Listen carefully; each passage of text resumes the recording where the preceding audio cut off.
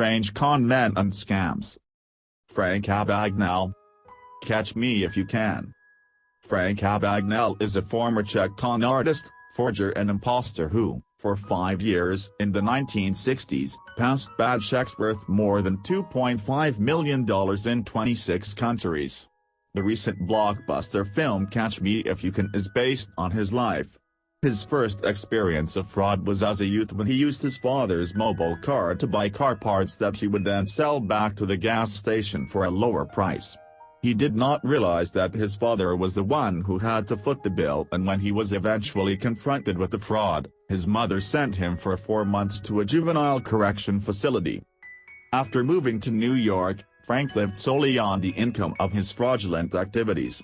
One of his most famous tricks was to print his own account number on fake bank deposit slips so that when clients of the bank deposited money, it would actually go into his account. By the time the banks realized what had happened, Frank had taken $40,000 and run. For 2 years, Abagnale traveled around the world free by masquerading as a Pan Am pilot. He was able to abuse the professional courtesy of other airlines to provide free transport for competing airline pilots if they had to move to another city at short notice. When he was nearly caught leaving a plane, he changed his masquerade to that of a doctor. He worked as a medical supervisor for 11 months without detection.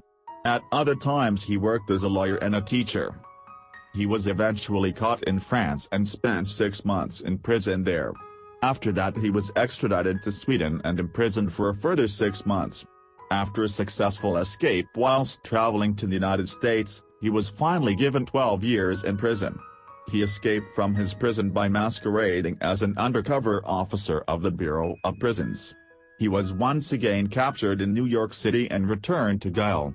After serving only 5 years of his sentence, the U.S. federal government offered him his freedom in return for helping the government against fraud and scam artists without pay. He currently runs Abagnale & Associates, a financial fraud consultancy company, and is a multi-millionaire.